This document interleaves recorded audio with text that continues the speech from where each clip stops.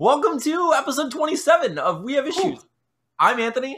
I'm Stevie Wildcard. And every week, Stevie Wildcard and I get together to just devour our problems. We eat all the issues and we spit them out. And we've been doing amazing, Steven. We've been doing so amazing. Steven. What happened this week? Okay, what? so previously on We Have Issues, Steven Wildcard and Anthony, we're going to make a comment. I don't know. Listen, either you leave or you stay. What does that even mean? You don't even know how to read, Steven. How are we going to make a book? We can't read. My hands are broken. My hands are broken. What? Right. I can't write. I can't. So we wrote this thing. We've been drawing this thing. We made last week. I put in all this time to create this Kickstarter campaign. Steve and I got together. We made a video for it. We posted it here. Posted it on Kickstarter. It launched, and within 2 days, Steven, we were 300% funded on our Kickstarter. 300%. It's up to 320% right now, I believe. Yeah. That is so crazy. Before we say anything else, I just want to say, obviously, that was going to happen, Steven. We've been putting in the work. No, I'm kidding. No, that was amazing. Are you kidding me? Like, I can't. Every single fiber of my being is just like, how do I hug everyone who's helped us and contributed in some way? Like, I know I'm not supposed to, but I want to fly to everyone's house individually. I want it to be like the scene at the end of Jay and Silent Bob Strike Back where they beat everyone up, but with the love. opposite. But the opposite. It's like, how many people want to hug some friends? I do. I do. I can't get over it. It's been driving me crazy. I've been on this whole weird tornado roller coaster situation of just emotions about the whole thing. And at first I was just like, nah, it's not real. I don't know. It was like the reverse of the stages of grief. It was just denial. It started with denial and ended with acceptance to the point where I was just like, we're doing this, Steven. We're doing this thing. There's no stopping it now. At this point, if you haven't backed our Kickstarter, basically it's just a pre-launch of the book. It's just it's going to, it's done. Yeah, it's done. We've already earned enough money to print the books that we want to print. So now what we're doing is you can go and pre-order your book, and we're getting to the point where we've made enough money we're talking about fun packaging and stuff for the book that we can actually afford now. That we probably wouldn't have been able to afford had the project or had the Kickstarter campaign not gone so impossibly well. It's blown up in such a way, and we've had this outcry of just amazing explosion of support, and it's beautiful. And it's so beautiful. Yeah, I love all of you, and we're so thankful, and we keep texting each other and just how is this happening? Everyone's so amazing. I love this so much.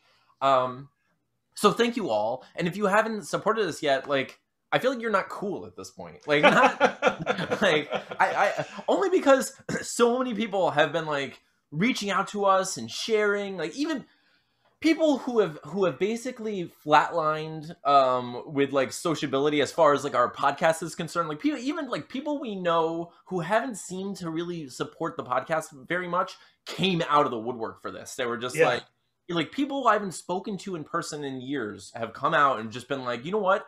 They're doing this thing and we believe in them and we're going to support it. And it's so amazing. I related it to the sequence at the end of Endgame where all the portals just start opening up and all these people are just walking out and just contributing and in such an insane way. I've basically reached an emotional basically what you're describing, a shutdown where my body's okay, well, it's just shut up. You cannot produce any more happiness. Yeah. Okay, so I'll tell you, I don't think this is a healthy response, but I think that it's been so long in my life since someone looked at me and said they were proud of me that two people in my life who are important to me for various reasons told me that they were proud of me, and I just had to excuse myself from my life and go to the bathroom and just be oh my gosh, and I was just this just why is this happening to my face right now? It's just this is probably not good. I wish I didn't it's kind of like one of those, not even that I needed that validation, but just that the fact that it happened was just so much for my body. It was like, I have no preparation for this. I am so used to not experiencing that my body was like, I guess what do? We wash it out. We wash it out quick. You know? I believe the great James Hetfield shouts, "You flush it out," in insane anger. And that's what I'm imagining. You flush it out. That's exactly what I was doing. That's what he does. That's what he recommends. Yeah, I was not prepared to be told that someone was proud of me. I was just like, and I mean, all week, like, I mean, the last couple of days, I've been so happy and like proud of us. And I was really nervous about what we chose to do with the Kickstarter video, because I was like, I think it perfectly represents who we are and like what we do, but I also don't think it's like necessarily the professional method, you know, that people usually go toward. I think people are usually more concise, very, I don't know, just really professional and like to the point, you know. And we were just making jokes and being ourselves. Yeah. That's what we're here. That's what we're here to sell, though. If we're real, like like we've talked about before, neither one of us are very good at marketing, or we're not very good business people. Right. So the only thing that we can sell is who we are and like what we genuinely have to offer. Yeah. So like that's what we do. That's what we do. We sell what we are, basically, and that's basically using our hands a lot, talking, and pop culture referencing. Yeah. Because we're the worst. Have you seen Anthony and Steven? They're the worst. So I guess with this Kickstarter, what we have to say is money, please. So I only did that for the reference. I hope everyone knows that, but please do give us. I mean, yeah, that was a double down of them. It was a double. Yeah, we were. Those were the Saperstein siblings from Parks and Recreation. So what'd you get done this week? Oh, dude, you can call it Kickstarter inspiration. You can call it whatever you want. But from scratch, I had no blues. From scratch, I finished pages 14 and 15 right here, sucker. Boom. And on top of that, I went back and noticed that page 8 and 9 I had never like finalized formatted.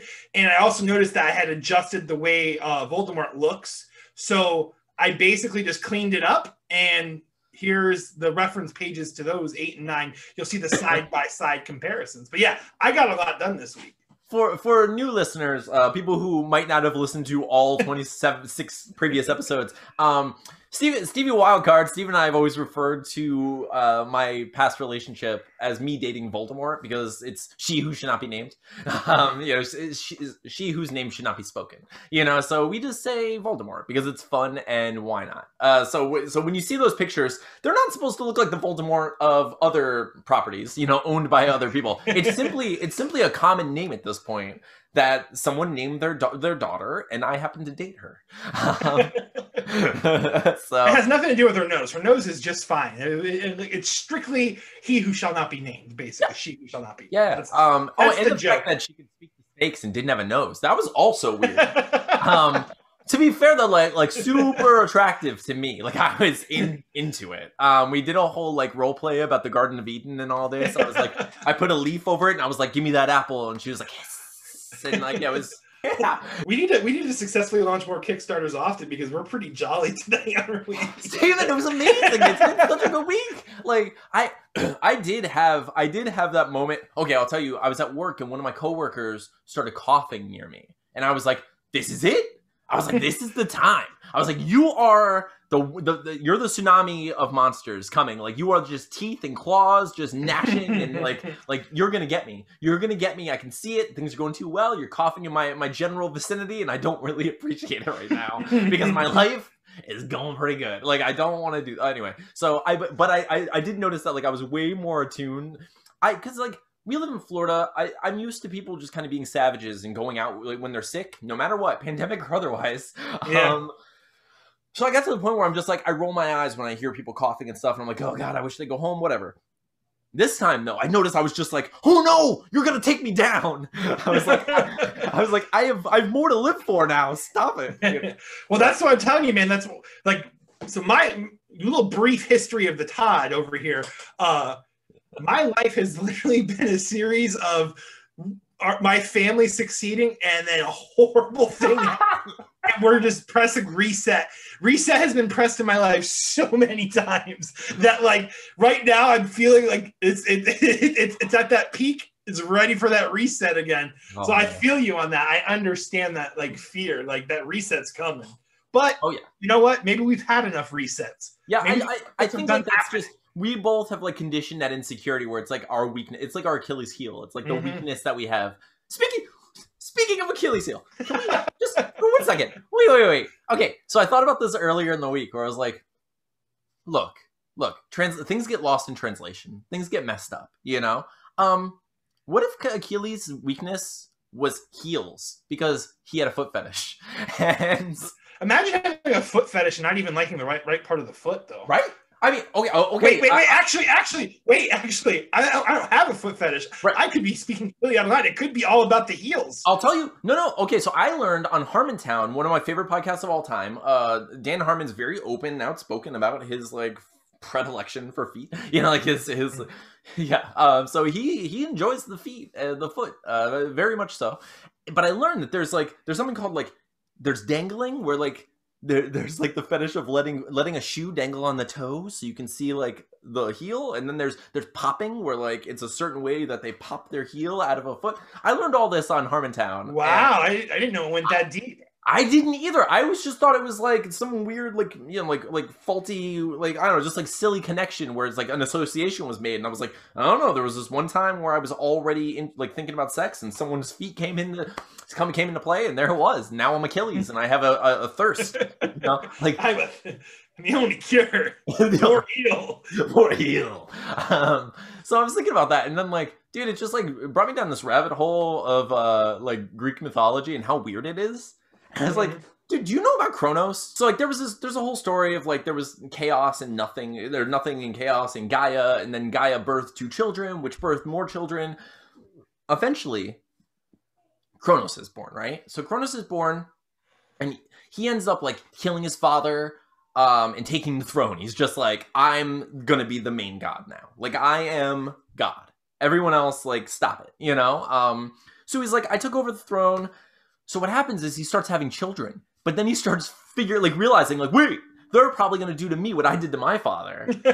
So he's like, I better eat these babies, you know? So he just starts to like every time his wife has baby, he just eats them, right? So he's like, Hades comes out, he's like, like swallows the baby. Like, you know, like all of them, right? Like, so all of the Greek gods come out, he swallows them whole. So finally, his wife, right? She has the baby, and she's like, I don't want this one to be swallowed.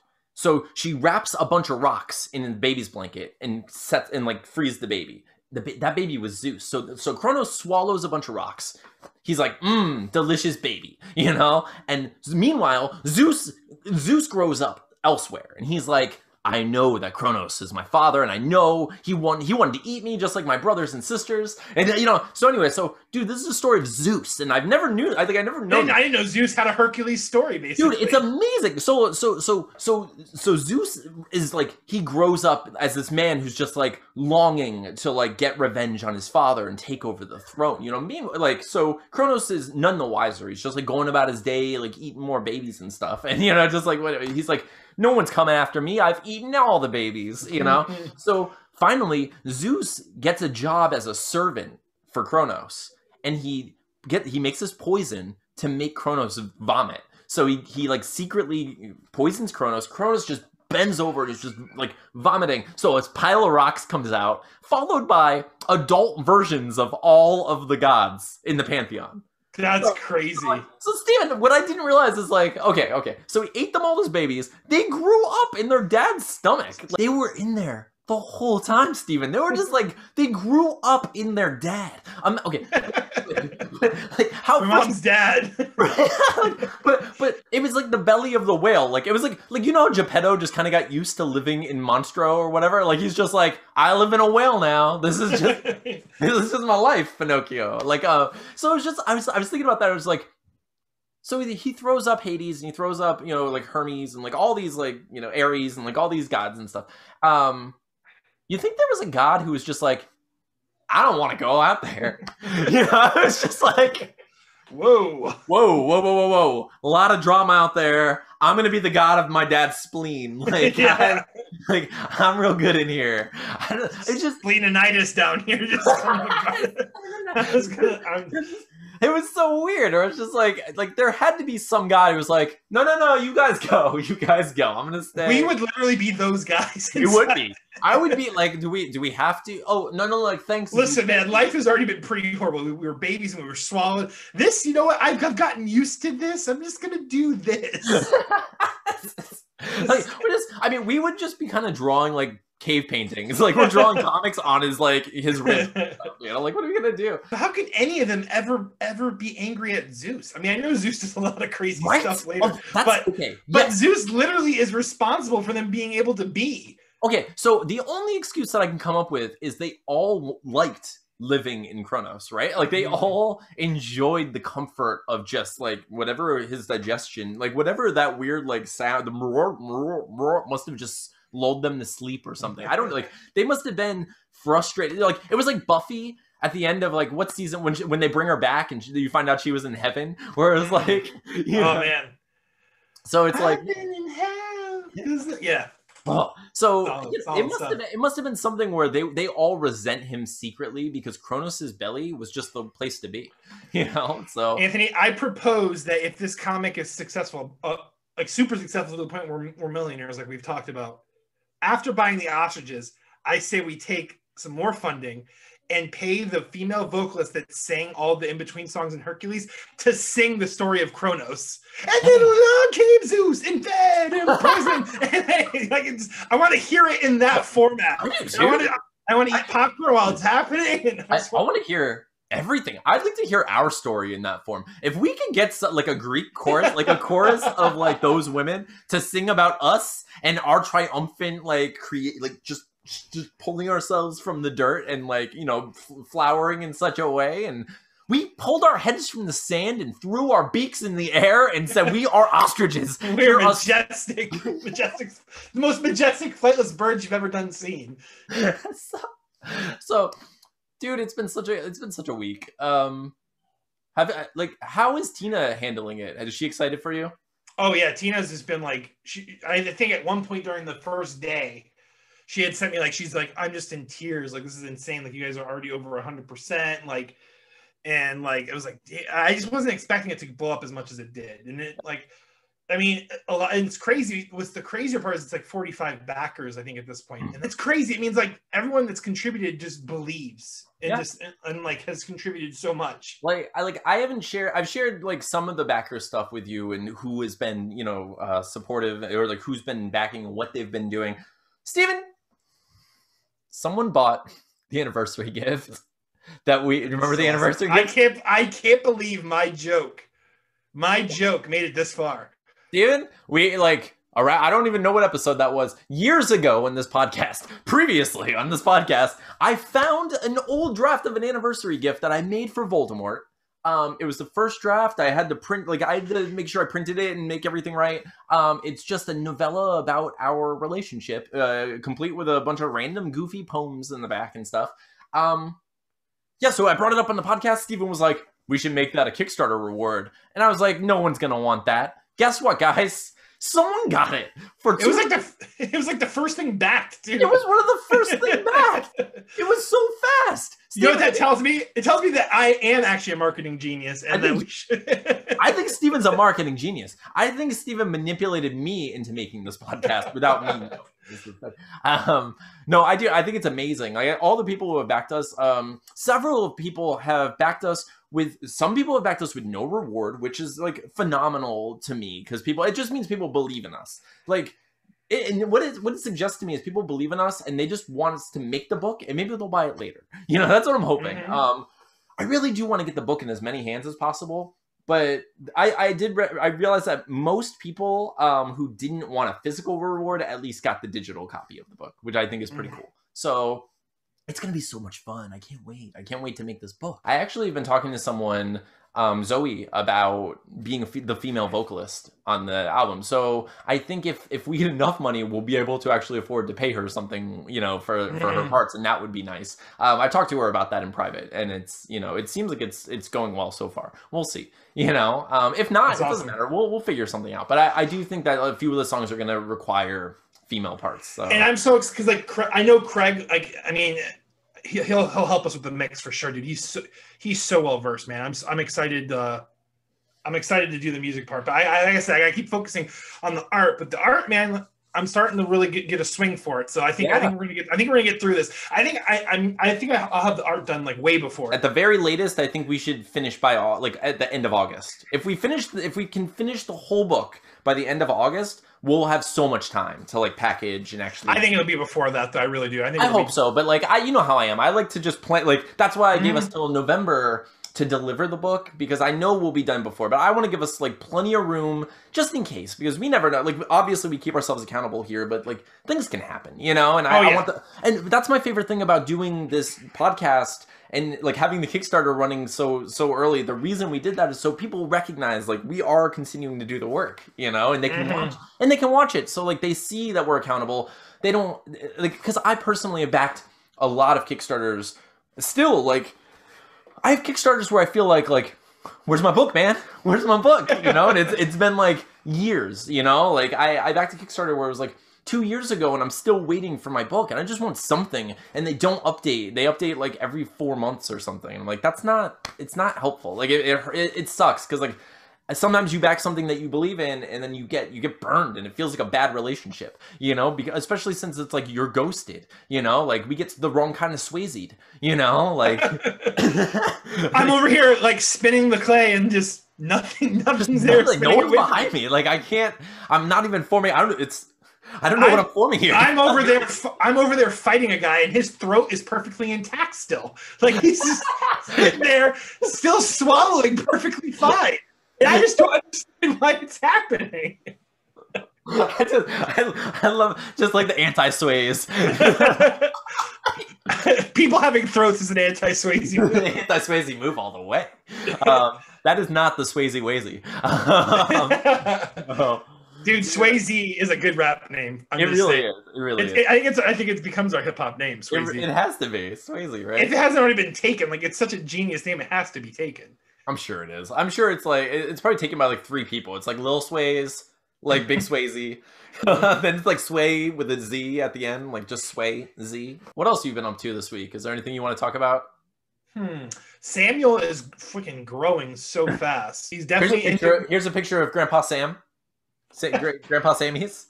It's just old dog, just the oldest dog. It's just. I actually have that picture. You could use that picture from that I posted on Twitter if you wanted. But man, he's just so Eleanor is still not very nice to him.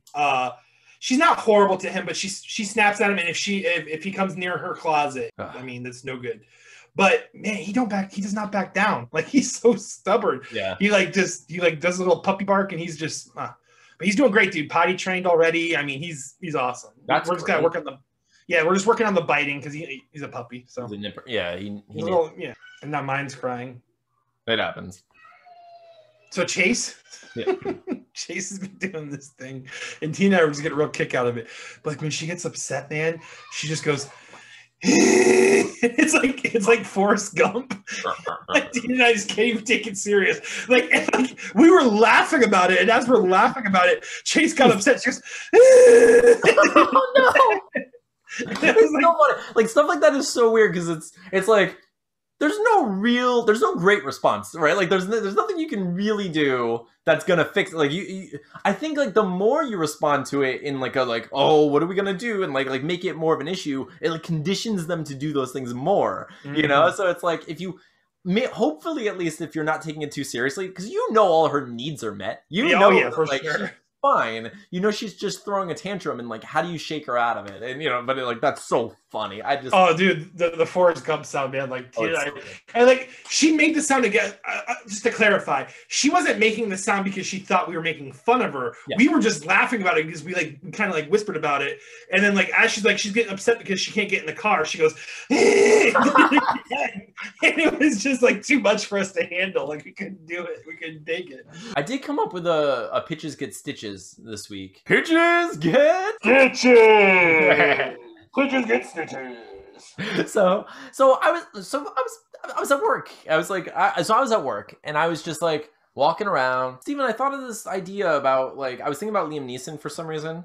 And I was like thinking about Taken, because we've thought about like Staken before, and I was just like, oh, I just love the idea of just like taking that formula, because it's such a used formula. Like it's just so tropey of like, you know, there's this guy, something bad happens to the guy, he has to get revenge and, you know, collect his whatever it is, you know, like he has to get revenge for the dog, and you know, he has to like get his daughter back, like whatever the thing is. So it's just like, I love the idea. Okay, so what if there's a mime, okay? In the mime, he's just a street performer, right? Like and it's not his main job, right? Like this guy, he works just like you and me. Like maybe he delivers pizza, maybe he's like a middle manager at a restaurant or something. Like maybe he does something that's just like kind of like this thankless. It's not really what he wants to do. He's working toward his dream of expressing himself in some way.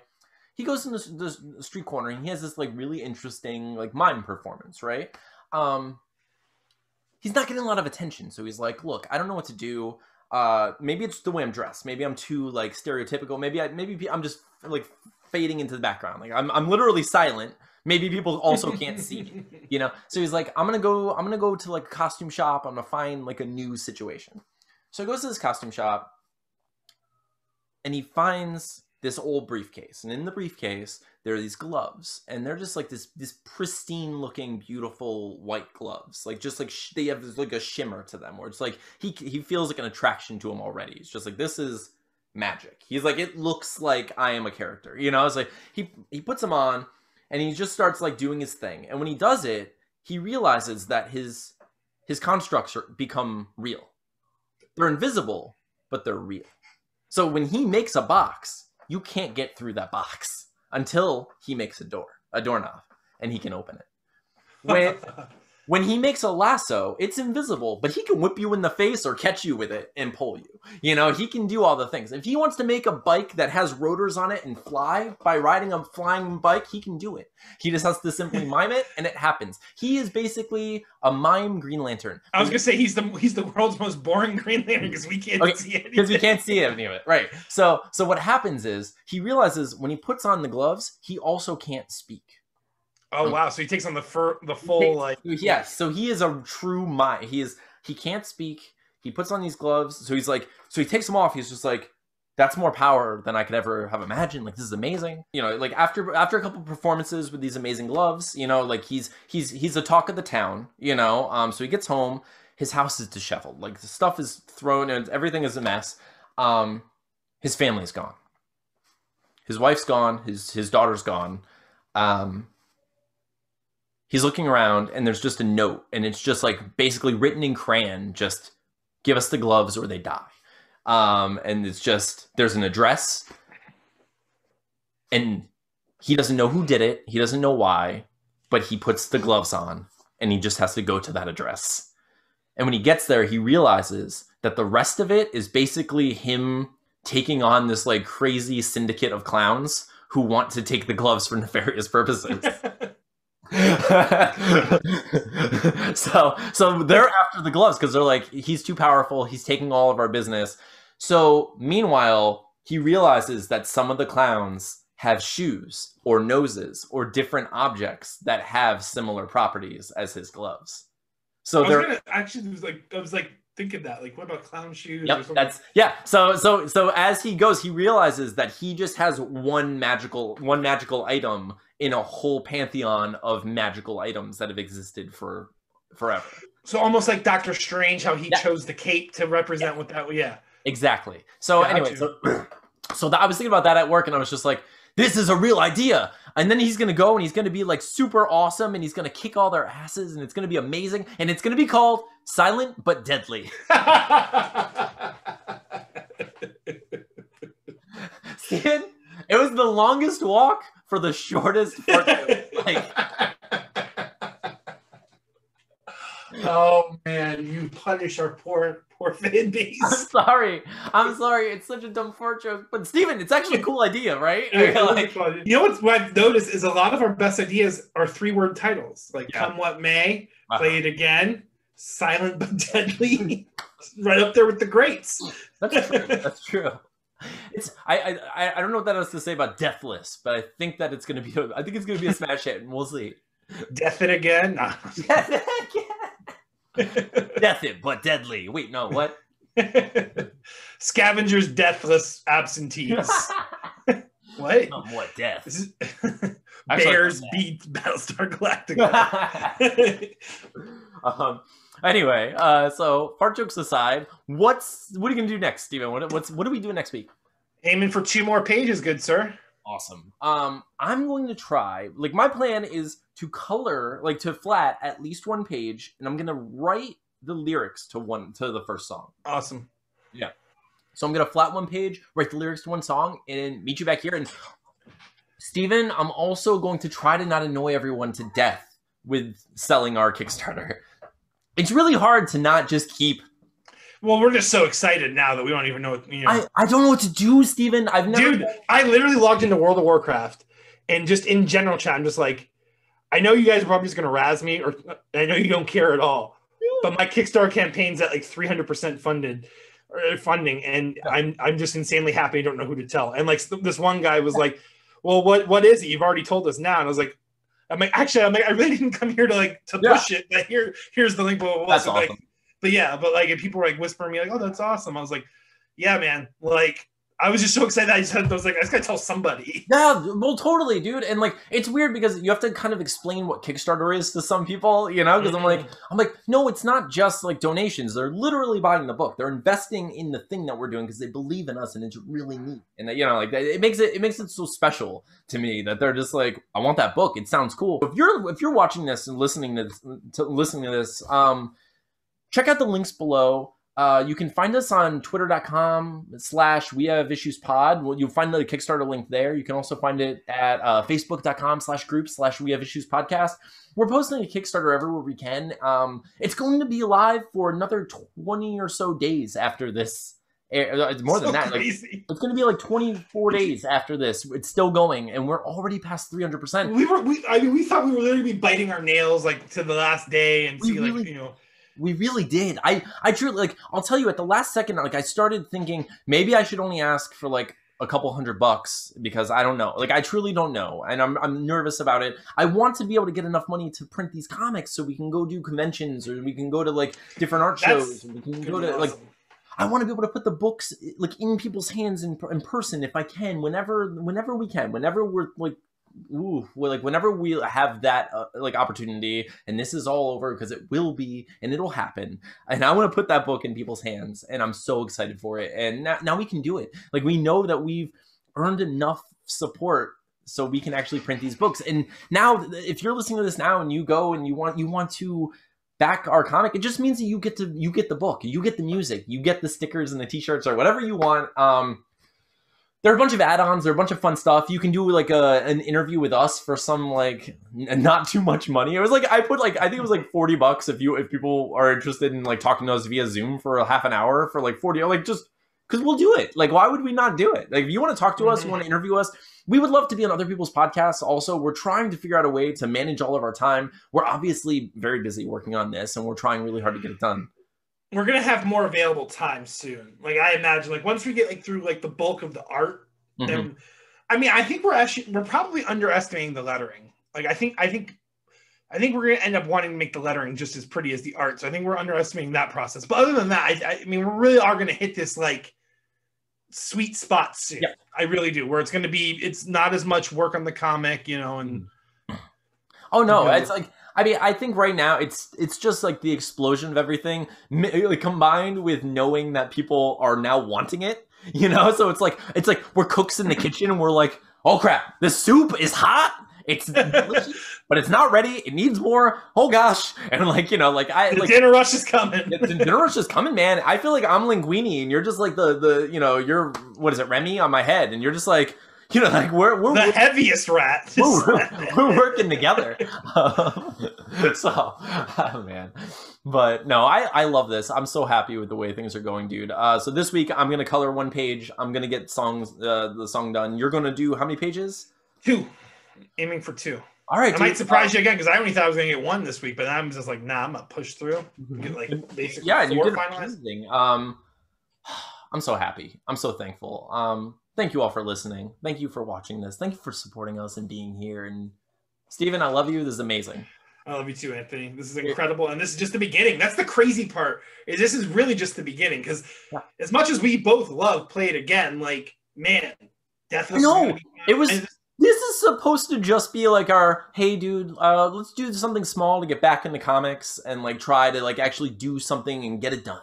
This was this was like just our introductory project to start working together again because it had been a while and we missed it. And here we are, and it's already crazy successful. Like I think it was just this is when it had to happen, you know. That's all. Like, you know, we had the previous projects that like we didn't put enough of ourselves in, or like didn't believe in as much as we should have, and like here we are having faith in this one and putting forth all of our effort, and it's worked out, and like I couldn't be happier. And like the cavalry is arriving, and like, you know, it's happening, you know. So it's amazing. I can't wait. We're just going to keep doing it. So every week. So we'll see you next week. Thank you so much for listening to We Have Issues. I'm Anthony. I'm Stevie Wildcard. And thank you. From the bottom of our hearts. Thank you. Dude, like the deepest Chronos, like where there's a god down there, like cheering for us with a little sign, like we're thanking you from the pit of our god stomachs. Like he's down there somewhere. But thank you so much for listening.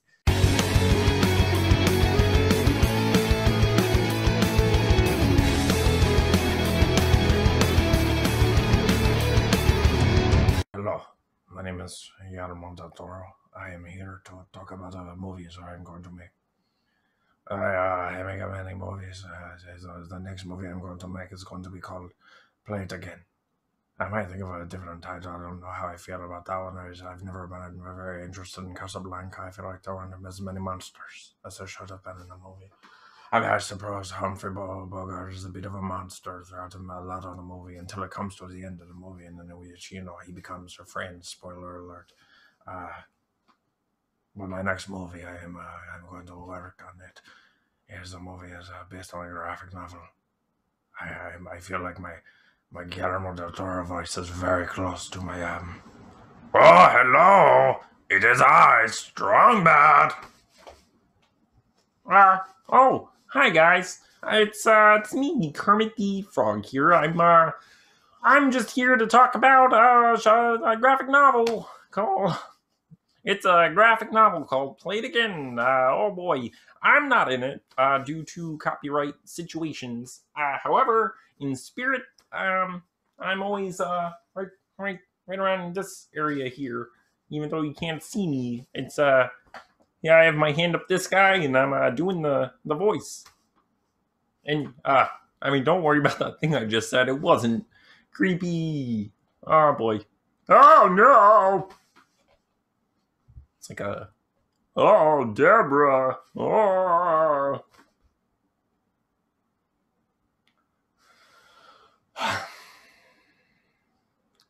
You? Look, you want to hang out with me? You want to look? You understand that I have a book coming out? Yeah, we got it on Kickstarter. All right. No, I mean you might not recognize me. Uh-oh, hang on. Hey, come say hi. Come here. Come here. Look. The people say support the Kickstarter. Support the Kickstarter. What do you want them to do? I don't know. Do you want them to buy the book? Buy the book. Why should they buy the book? Because it's awesome. It is. What will happen if all the people buy the book? What'll happen? You will get $1 million.